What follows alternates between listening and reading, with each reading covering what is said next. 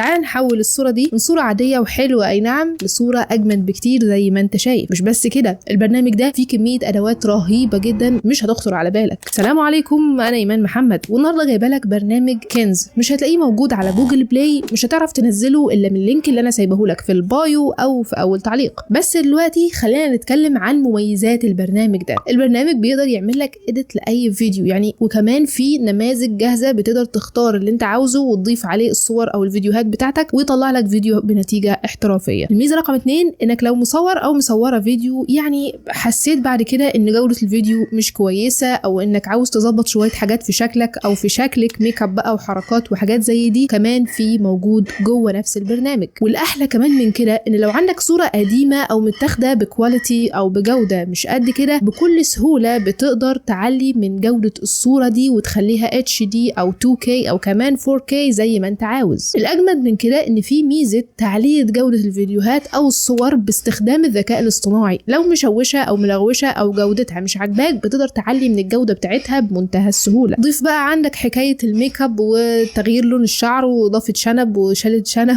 والاجمد من كده كمان انك بتقدر تعمل صوره 3D زي ما انا وريتك من شويه بمنتهى السهوله، وكمان بتختار ما بين حركات كده معينه البرنامج بيقترحها عليك. وكمان لو عندك صوره او فيديو وعاوز تشوش على وشوش ناس معينه ما يظهروش معاك في الفيديو او الصوره دي، بمنتهى السهوله وباستخدام الذكاء الاصطناعي تقدر تعمل ده بمنتهى السهولة وبضغطة واحدة. وكمان ميزة قوية جدا وهي ميزة ان هو يكمل لك الصورة باستخدام الذكاء الاصطناعي. يعني مثلا الصورة دي حجمها 100%، بتقدر منتهى السهولة تحوله ل 125% وزيادة، وكل ده باستخدام الذكاء الاصطناعي، وبصدقني بنتائج مبهرة وتستاهل انك تجربها. ورغم كل اللي انا حكيته لك ده، فالبرنامج لسه فيه مميزات تانية اكتر بكتير زي اضافة علامة مائية وحاجات تانية كتير انا ما ينفعش المها لك في فيديو واحد. بس الاهم من كده انك تقدر تحمل البرنامج ده من قناتي على الواتساب او التليجرام او حتى في اللينك اللي موجود في اول تعليق او في البايو. والاهم انك تعمل لايك للفيديو وتعمل فولو، لان صدقني انت فايتك كتير